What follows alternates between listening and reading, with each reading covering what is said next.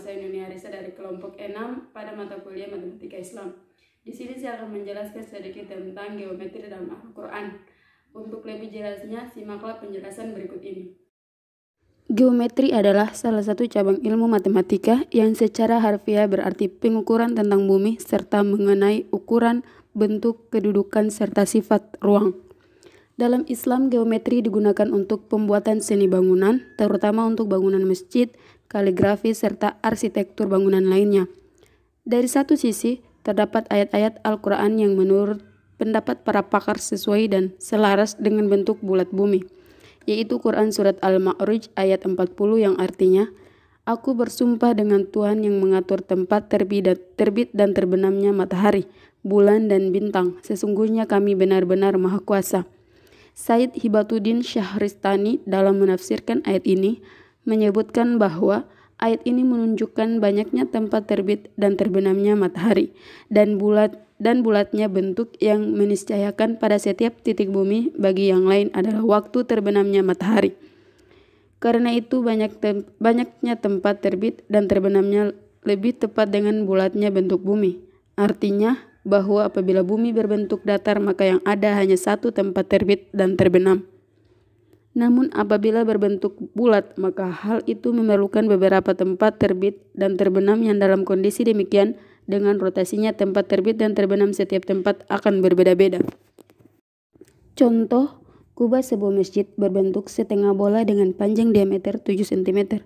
Permukaannya akan dilapisi aluminium.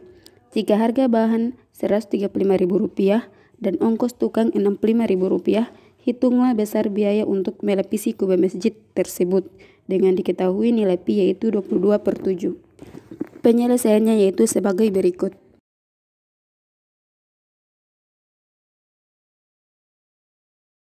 Mungkin itu saja yang dapat saya sampaikan. Quran dan Nabi-Nya saya mohon maaf. Wabillahi taufiq wal hidayah. Wassalamualaikum warahmatullahi wabarakatuh.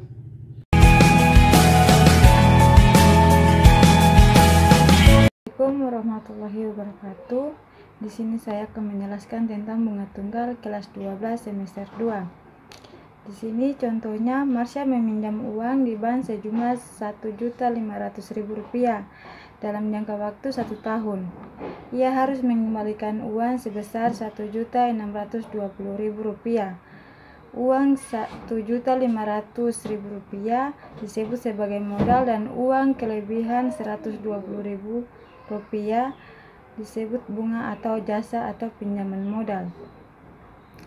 Maka suku bunga pinjaman Marsha adalah, di sini jawabannya suku bunga sama dengan bunga per pinjaman mula-mula kali 100% sama dengan Rp120.000 per Rp1.500.000 kali 100% sama dengan 8%.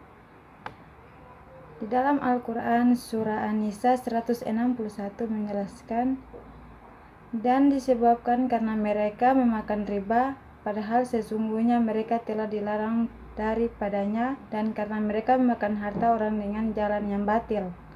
Kami telah menyediakan untuk orang-orang kafir di antara mereka itu siksa yang pedih. Mungkin itu saja yang saya dapat sampaikan. Assalamualaikum warahmatullahi wabarakatuh.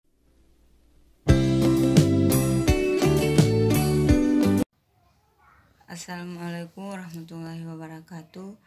Perkenalkan, nama saya Siti Sarakilean. Di sini saya akan menjelaskan materi saya yaitu bilangan dan bilangan operasi. Bilangan dalam Al-Quran meliputi bilangan asli, ordinal, dan pecahan. Terdapat 38 bilangan berbeda yaitu terdiri dari 30 bilangan asli dan 8 bilangan pecahan. Berikut tabel penyebut bilangan dalam Al-Quran. Langsung saja saya masuk ke dalam contoh soal. Sedangkan bilangan ordinal dalam Al-Quran terdiri dari 7 bilangan yaitu sebagai berikut. Relasi merupakan salah satu konsep bilangan yang terdapat dalam Al-Quran yang menjelaskan bahwa Nabi Yunus diutuskan kepada umat yang sejumlah orang atau lebih pada surat Al-Ahzab ayat 147. Artinya, Dan kami utus kepada 100.000 orang yang lebih, yang dalam matematika memiliki makna umat Nabi Yunus sejumlah 1.000.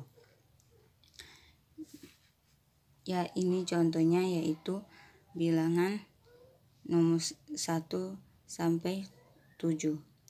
Bilangan pertama, kedua, ketiga, keempat, dan kelima, keenam, ketujuh, kedelapan.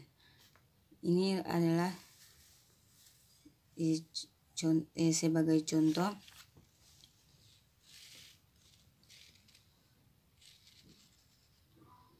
Mungkin itu saja yang saya sampaikan. Materi saya kurang dan lebih saya mengucapkan wabillahi taufiq wal hidayah. Wassalamualaikum warahmatullahi wabarakatuh.